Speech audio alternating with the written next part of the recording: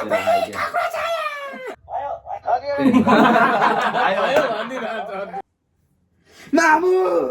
मामु के भयो छोरा छोरा हेलो फोन आयो भनेको मामु कक्रोच नागेर हेलो गाइस आज के आयो फोर फोर आयो गीत पनि सुनेको थिएँ मलाई झापालिस र सिया7को मामु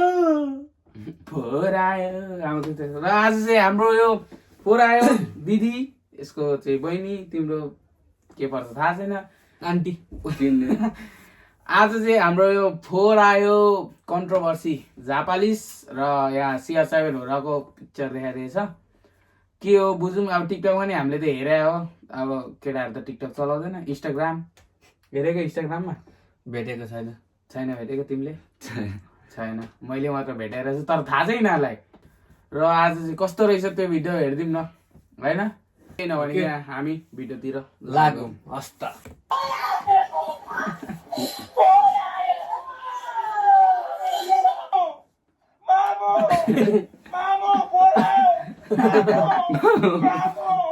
मनी हान्नु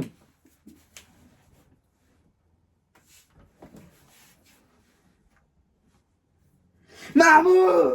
मामु के भयो छोरा छोरा हेलो फोन आयो भनेको अर्को साल मेरो पनि आउँछ भिडियो म एक्सी दिन आँटेको कि फोन आयो यसको नागेर एकैचोटि अनुहार हाम्रो झापडा र गाला पडाएर चुपलाएर पढ न्यु बोल्दै नआएछ यहाँ तेरो बाआमालाई कसले केही भनेको छैन तेरो बाआमालाई कसले केही भनेको छ तँलाई पनि कसले केही भनेको छैन तेरो नाम पनि लिएको छैन तेरो यहाँ मैले भिडियो पनि यहाँ मैले हेरेको छुइनँ तेरो केही गरेको छैन फुच्ची उता बस्ने अझै स्टोरी सिस्टोरी केही हाल्दै थिएस् मेरो बारेमा के लेखेर त्यो त तँ आफै जोगिने जोगिए सो हेलो गाइज म हुँ प्रशान्त र आजको यो भिडियोमा हामी 4GPA वाला भिडियोमा नयाँ नयाँ कन्ट्रोभर्सी आइरहेको छ र तपाईहरुलाई पनि यो हेर्न आतुर भइरहेको होला सो आजको यो भिडियोमा म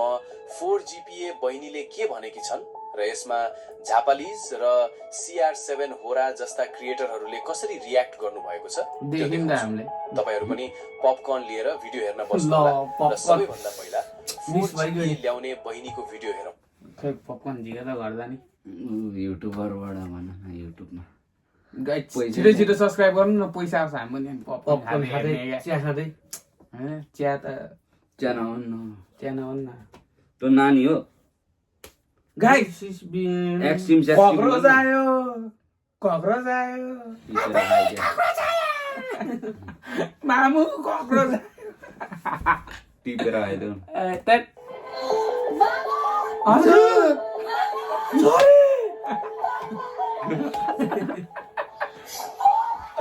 फोर आयो अरे मैला उठाउने आयो आयो भाषा यो देखेर झापालिस र CR7 होराले भने मिमिक्री गर्नु भएको छ त्यो दुईटै यसको भिडियो नि त हजुर मामु रियाक्सन हेर यसको जुन आमा र बाबा आएन यो अमेरिका हो नि त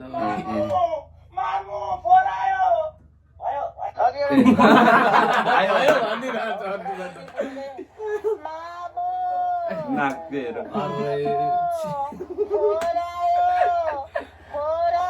रमाइरहेको भिडियो हेरेको थिएँ क्या मैले टिकटकमा ठ्याक्दै अघि म त रनमन खेर बाहिर फोनको गाडी पो आयो कि फोन आएको रहेछ त्यो बहिनीको फेरि यो देखेर 4GPA बहिनीले भने CR7 होरा र झापालिसलाई मेसेज पठाउनु भएको थियो त्यो मेसेज भने उहाँहरूले देखाउनु भएन तर CR7 होराले के भन्नु भएको छ त्यो हेर्नुहोस् एउटा क्लिप मैले एउटा बोलेको थिएँ नि याद मम्मी फोन आयो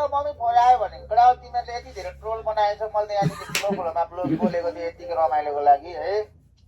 कुर्टे कुच्चे भाइले टिकटकमा काटेर क्लिप हालेछ बिचरा त्यो बहिनीलाई कति साह्रो हेर्दै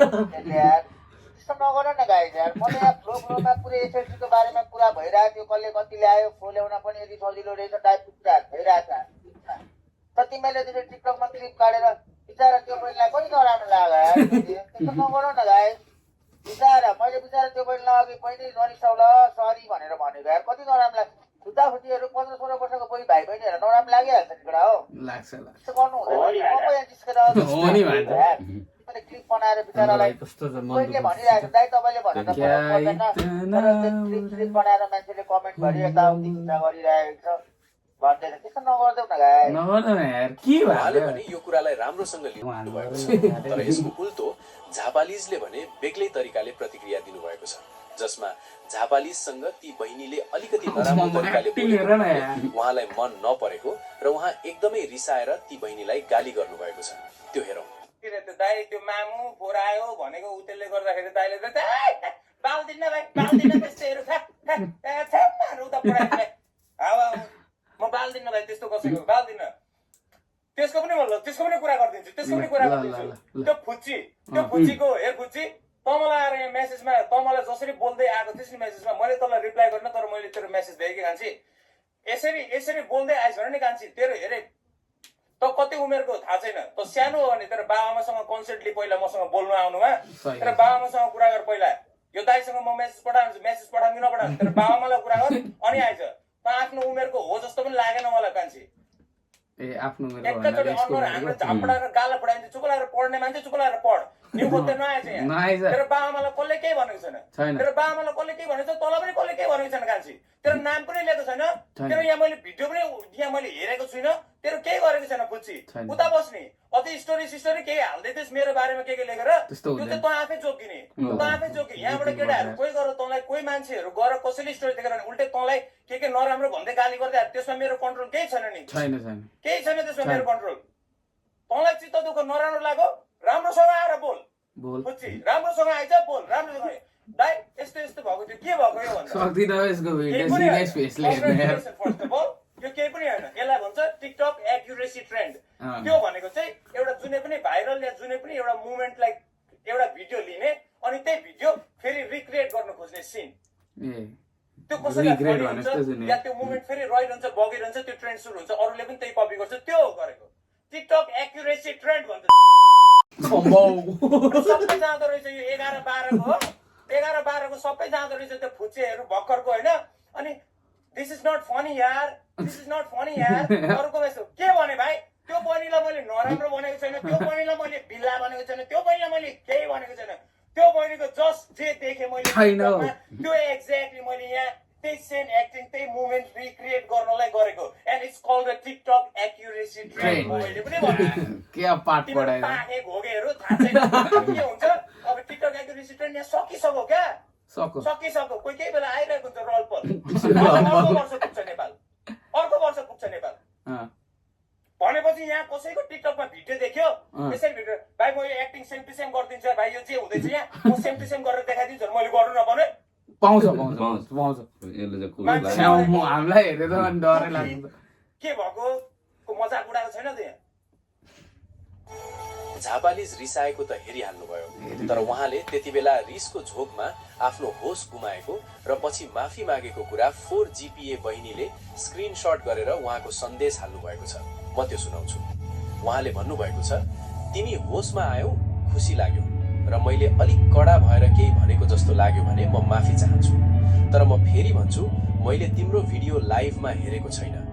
मैले टिकटकमा कतै देखेको थिएँ अनि म एउटा ट्रेन्ड बनाउन चाहन्थे एउटा भाइरल भिडियोको उस्तै दृश्य बनाउन खोजेको त्यति हो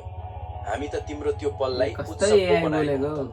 अभिनय गरेको भन्दा तिमीले नाटक गरेको भनेको होइन मैले चाहिँ हाउभाउको अभिनय गर्न खोजेको भनेको र मुख छाडेको कतै छ भने त्यो त च्याटसँग कुरा गरेको हो म यसरी नै बोल्छु तिमीलाई वा तिम्रो आमा बाउलाई केही भनेको होइन अरूले तिम्रो भिडियोमा यसरी प्रतिक्रिया दिँदा त खुसी पो हुनुपर्ने हो त तिमीले गर्दा हामीलाई पनि रमाइलो भयो यो त सफलता पो अब हामी केही गरौँ हाम्रो बनाऊ न यार भाइरलमा हामी त केही भन्दैनौँ त्यस्तो हामी त स्टोरी हाल्दैनौँ नि त हुन्छौँ कम त हामीलाई बरु पडकास्टमा बोलाउँछ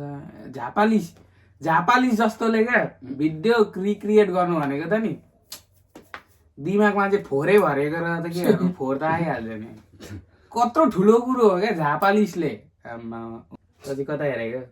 यता हेर्न यहाँ झापालिस हेरेको यहाँ झापालिस कत्रो ठुलो कुरा हो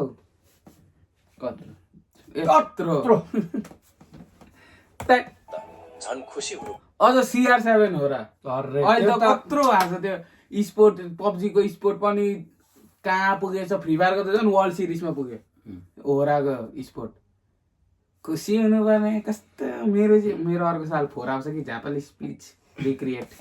CR7 हो र प्लिज रिक्रिएट ओके आफ्नो पलमा रमाउनु पर्ने हो कोही कोही मान्छेले गिज्याउँछन् कमेन्टमा त्यो त अब कहाँ रोकेर हुन्छ मलाई त त्यो पनि मजा लाग्छ गिज्जा भएर मलाई भाइरल चाहिँ हुनु पर्यो अब त्यो त कहाँ रोकिन्छ र मैले त तिमीलाई गिज्याएको होइन म त खालि जे देखेँ त्यही गर्न खोजेको भनेर झापालिजले भन्नुभएको छ र तपाईहरूलाई भिडियो रोचक लागिरहेको छ भने लाइक गर्नुहोस् अनि 4GPA वाला भिडियोमा ट्रोल पनि भइरहेको छ त्यो हेर्नुहोस्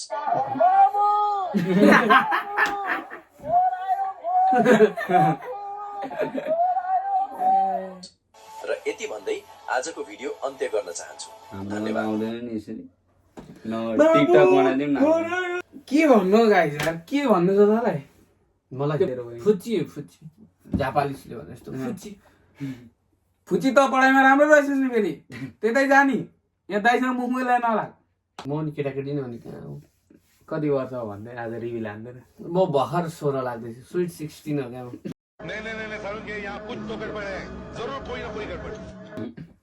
म पनि अर्को पालि 4 त नआउला कि तर मलाई नि यत्तिकै भाइरल बनाइदिएको भए त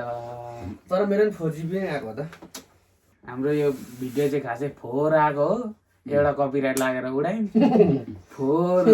नत्र यो पनि 4 आयो भन्दै भिडियो यति भन्दै हामी बिदा हुन सक्छौँ हस्त गाइस गाइस नमस्ते